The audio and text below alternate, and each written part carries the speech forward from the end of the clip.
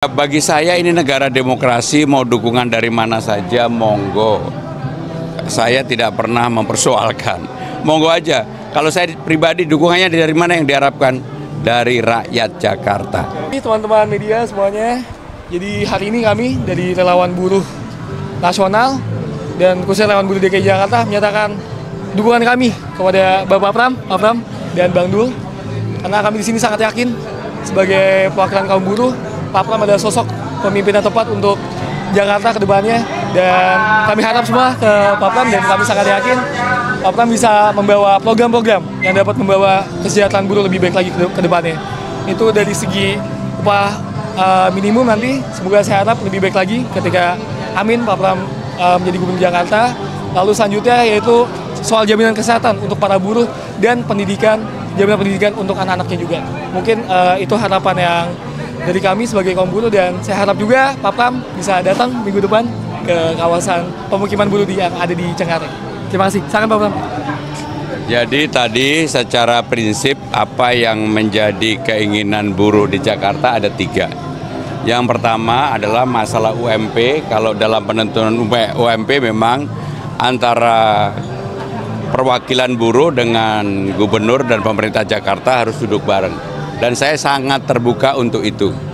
Yang kedua yang menyangkut masalah jaminan hari tua dan juga BPJS dan sebagainya. Ini juga menjadi masalah bagi para buruh, dan yang terakhir adalah untuk pendidikan keluarga buruh, termasuk KJP dan sebagainya. Sehingga 3 hal itu yang tadi disampaikan, dan bagi saya yang paling utama adalah yang nomor 1, ya walaupun semuanya utama ya, tapi yang nomor 1 itulah yang sering menjadi perbedaan di lapangan. UMP Jakarta itu sesuatu yang selalu sangat sensitif. Tetapi saya sangat akan terbuka kepada perwakilan buruh. Saya seperti dengan Pak Mustopo dan bahkan dengan kakeknya Evan ini saya udah kenal zaman kakeknya. Sehingga dengan demikian saya yakin saya akan bisa menjadi orang yang bisa menyelesaikan persoalan UMP di Jakarta dengan baik. Ya. Amin. Cukup ya. Dari buruh itu kan bisa di balai kota misalnya. Ya apapun saya akan terbuka untuk bisa duduk, karena ruang dialog di pemerintahan Jakarta itu harus terbuka, nggak bisa dihindari. Semakin dihindari sebenarnya semakin tidak bagus bagi kenyamanan ketentraman Jakarta ya. Mas Pram, ini kan kemarin katanya Pak Anies mau deklarasi dukungan Pram Rano, itu benar nggak, dan kapan sih? Yang jelas kemarin jam 6 pagi saya sudah bertemu dengan Mas Anies 1 jam lebih. Makannya adalah lontong sayur yang enak banget. Kopi buatan Bu Ferry, istrinya Mas Anies, enak. Mas Anies juga ngajak putranya, karena saya kenal Mas Anies sangat lama sehingga pembicaraannya dalam.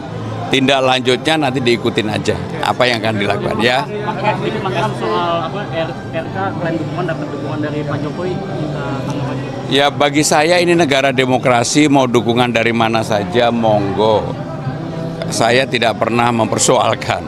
Monggo aja. Kalau saya pribadi dukungannya dari mana yang diharapkan? Dari rakyat Jakarta. PSI untuk wilayah DKI Jakarta, alhamdulillah kita kompak bersatu memastikan kemenangan 1 putaran untuk Pramono dan Rano Karno, dan insya Allah dengan ratusan ribu anggota dan keluarganya, harapan itu menjadi sangat mungkin. Apalagi kita tahu bahwa trennya sekarang naik terus, dan memang kita berharap pasti 1 putaran itu akan terjadi, insya Allah gitu Pak. Ya, yang pertama saya terima kasih kepada KSPSI. Pak Jumhur Hidayat ini teman saya dari tahun 86, sama-sama aktivis di ITB. Yang membedakan beliau pernah ditahan, atau ya? Pernah ditahan pada rezim, walaupun dulu saya yang memimpin demonya sebenarnya. Demo ke DPR dan sebagainya, karena waktu itu saya yang menjadi ketuanya.